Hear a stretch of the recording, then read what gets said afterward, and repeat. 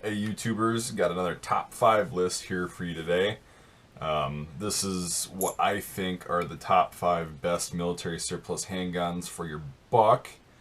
Obviously you can buy more expensive ones, but I'm kind of a thrifty firearms buyer. So I've got, a few guns that you can afford, and they're really fun and accurate and reliable. So I'm going to start out the list at the bottom with the Walther P1. Now the reason this is number 5 is because it's the most expensive. These are about $350 to $400 nowadays. They were a little cheaper a while back because these aren't World War II handguns, but they're post-war. They have an alloy frame and they're a little bit lighter weight, and they've got the plastic grips on it. Germany used these from the end of World War II all the way up until the late 80s or early 90s. Fires the 9x19 millimeter, just like the original P38. This is a P38 with a lighter frame. Everything about it is interchangeable with the P38, and it's just a really great handgun. Now, I love the action on this. I love the handling, the overall feel of the gun. The magazines are pretty cool. They're single stacked, really easy to load and unload. Even though I don't like that European push style on the bottom, it's still pretty easy to manipulate. These are also carry and relic guns, so you can get this with a CNR license. And they were surplus a few years ago, and now they're kind of looking like it's more secondary market. But still, for your money, $350, $400 for a 9mm, cheap to shoot, really accurate, really reliable, and just a fun as hell handgun to own. So this is going to take our number 5 spot, solely based on the fact that it costs more money and it's getting a little bit harder to find. But it's still one hell of a choice, and I think everybody should actually have one of these in their possession. For the collectible kind of part of it, and for the functional, practical part. Just a great handgun overall. So now we'll move on. Number 4. It's going to be the Yugoslavian M57 Tokarev pistol. Now these differ from a standard Tokarev in the fact that the grip's a little bit longer and this magazine holds 9 rounds instead of 8. So the magazine's a little longer. It'll work in a TT33, standard one, but the TT33 mags are too short for this. So the only reason this is down a little farther on the list as well is because in recent years these have become a little more expensive and for whatever reason harder to find for the actual ones. Like they make a civilian version. Some of them are 9mm, some of them are 7.6225 like this one. But this is an original military surplus one that you can get with your carry and relic license, whereas the newly manufactured ones you can't. Yeah, this, if you haven't seen my video, it's probably my most popular video as of today on this firearm. They're fantastic guns. Like, I love Tokarevs in general, but this one is my favorite out of the entire bunch. I've held and, fired a bunch of different styles. The Polish ones are cool, the Russian ones are cool, but for me personally, I love this longer grip. It's just absolutely perfect. The regular Tokarev grip is a little bit too short. It's just on the edge, and this is perfect. It still fires the 7.6225, which is a beast of a round. I mean, that thing will go through a lot of stuff. If you watch any of my ballistic test videos, every single helmet that, even will stop a 9mm or a 45, this thing cuts right through it. So the M57, like I said, scores number 4 on guns that I think everybody should own as far as military surplus handguns, just because of the price and the fact that they're getting harder to find. At one point, all these guns on this list were surplus and they were dirt cheap. Obviously, in recent years, due to stupid people who jump on the bandwagon of panic buying, have made these a little bit more uncommon and hard to get. But you know what? They're still really good handguns, and I love the M57. It'll always be one of my favorites for military surplus handguns. This was also my first handgun I ever purchased, so it's kind of got a soft spot that way too. So yeah, number 4 on our list is the Yugoslavian M57 Tokarev. Number 3 on our list is going to be the Polish P64 Makarov pistol. Now, the reason it's scoring number 3 is because of the cost, or lack thereof, and they're actually still on the surplus market, on the primary market. This one was $200 shipped, and I think that's a really good price for a handgun that shoots a pretty decent cartridge nowadays. You know, even your little concealed carry modern handguns are going to be $300-400, so this is pretty cool. These were designed kind of off of the Makarov and the PPK and some other little Polish flair. It's kind of a combination of a bunch of guns. This is scoring solely on the price and the availability of the caliber, which is the 9x18 Makarov. This gun holds 6 rounds in the magazine and 1 in the tube for a total of 7 rounds.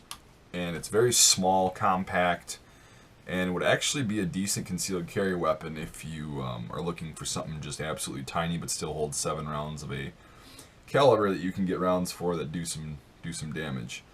It's a relatively safe pistol to carry, like any Makarov. You know, you get the hammer back, you can put it on half safe so then the trigger won't engage, or you can just carry it with the hammer dropped and, you know, the hammer won't hit the firing pin, and then it's a double action. So it's got a lot of good qualities. A lot of people don't like them. I don't think they're bad for what they are. They're not meant to be a super gun like, you know, a Glock or a 1911 or a SIG, but, you know, for what they are and the price, and 9x18 is relatively cheap, it's a really good choice, and that's why it makes my number 3 as far as being functional. And again, it's CNR, which is a really good deal. Yeah, so number 3 on our list is the Polish P64 Makarov, and we're going to move on now. Taking the number 2 spot on our list is another Tokarev pistol. It is a Romanian TTC, which is probably one of the most common TT-33 style Tokarev pistols on the market. At this point, it's still actually available in a surplus primary market way instead of just being secondary market. These things are very affordable. They're a little over $200, and they are carry and relic eligible, which is kind of weird. You're noticing a pattern in these. Military surplus guns that are older tend to be carry and relic eligible, and that's how I've gotten them, and I've gotten several other kinds of handguns. I just think that these are the ones that stand out. So besides this stupid safety that had to be put on from the importation, because this is the only safe I recognize on a TT-33, is the half safe. Besides that, this thing is awesome. They're really inexpensive. The ammo is not bad. You can buy commercial ammo, reload it, and it's not that bad at all. And if you don't go through 3,000 rounds in one day, it's not a big deal. It's a little more expensive than 9mm, but the gun itself is really affordable, and they're reliable as hell. The TT-33, or this model, the TTC, they have so many good qualities about them. And yeah, I know the whole argument of it was ripped off from a Browning 1900, 1903, whatever, Colt 1903. All that aside, it worked, and there's a reason the Soviets used it for a while. So this one, the Romanian copy in specific, is going to be your more affordable one. You can find Polish ones for a few bucks more. The Russian ones are obviously going to cost more. And there's some other countries' designs that are, you know, cost a little bit more but are the same gun.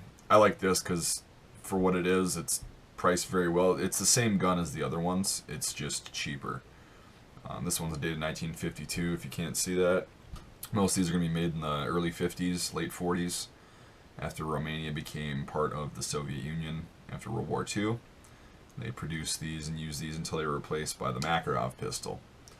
So this gets our number 2 spot just because Tokarevs fire an amazing round, as I talked about with the M57, and they're just very reliable. And even this one with the shorter grip, that's how short it is, so it's not terrible, but half my pinky hangs off, so I get whiny about that. Yeah, I don't know how this would be for concealed carry. Obviously, if you put it on the half safe right there, the hammer's not going to go forward. That's the way I would carry it. I used to carry my M57 before I got more handguns, and it worked. I never had a malfunction or a misfire. So, as far as you're concerned with that, it's your gun. Do what you want. They make holsters for it. But I wouldn't rely on this piece of crap safety that's imported, that's not original to the gun, in case I didn't specify that. So yeah, there's the the Romanian TTC, and that takes our number 2 spot. One very honorable mention is something that was near and dear to me, and I kind of kicked myself in the butt for not buying more of these when they were $100 a piece in 2012, is the 1895 Nagant revolver. Now, the only reason this didn't make the list is because the ammo is relatively hard to get, and if you do find it, it's pretty pricey. You can get the surplus stuff still, but it's like $300 a can, and you have to know where to look for it, and it's not something that's going to be produced forever. The commercial stuff really isn't good. It's like a 32, you know, it's just not very powerful. The military stuff seems to be like a 38 or just below a 357, so I kind of prefer that ammo over the commercial stuff. These things are really cool guns. I mean, the gas seal with the cylinder going forward is really sweet. I love it. You can suppress it if you want. They're really small, compact.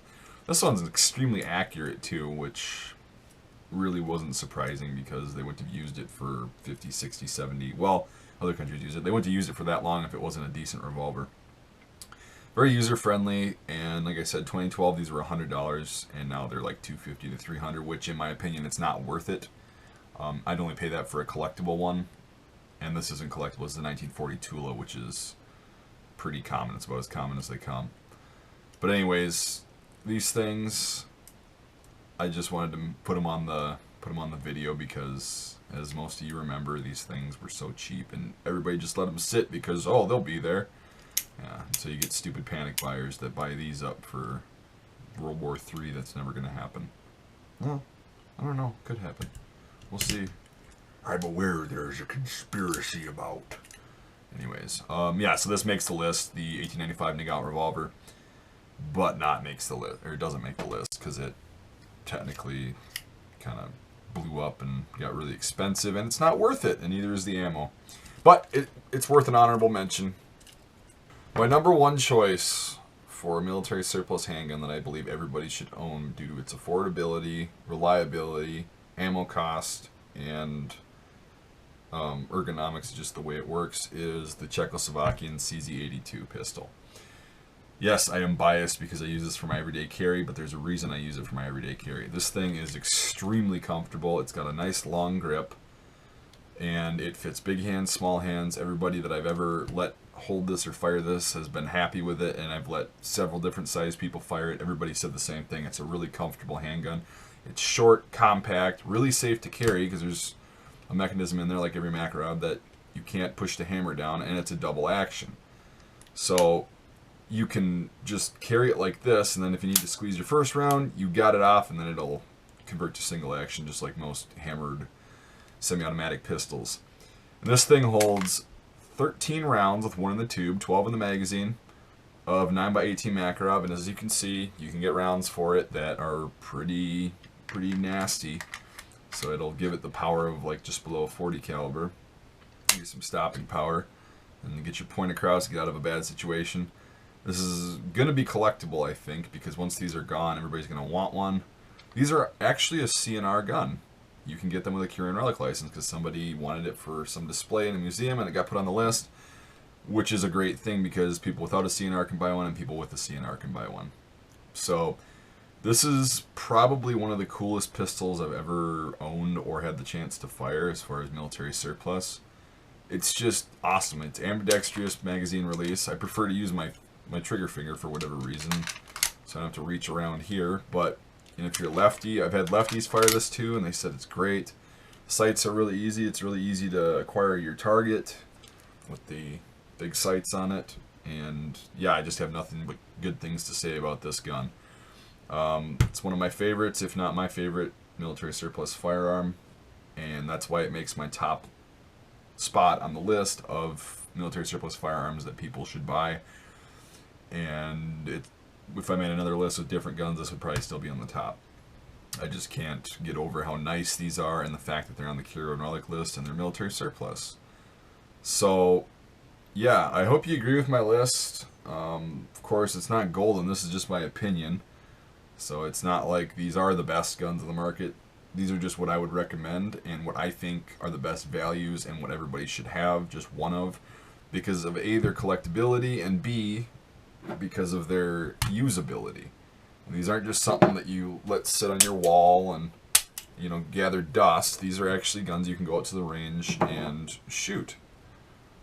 And they're really fun, really accurate, really reliable, and yeah, I absolutely love these. So there's the top 5 and the honorable mention right here. But here's my top 5. So to recap, we've got 5, 4, 3, 2, and 1. So I hope you enjoyed this video. Again, this is my opinion. I love all these guns. I've shot many military surplus handguns. I've owned many. And these are the ones that I've kept because of the fact that I like them and they work great. So, if you're new to the channel, I appreciate you watching. If you can like and subscribe, that'd be great. I got more videos I'll be making like this, kind of. We'll be doing some shooting videos with all these. I've already got this one covered. But I don't think I've made videos with these 4. So, I'll have to get going on that and show you guys why I like these so much. You know, kind of proving to you at the range what an average Joe can do. But yeah, these pistols stood the test of time, and they're still standing the test of time because they still work great. And I would, as far as being reliable and carried, I would personally put these up against a Glock because I'm as proficient with these as I am with a Glock or some other modern handgun. So, again, thanks for watching, and if you got any questions, feel free to post them up, and we will see you next time.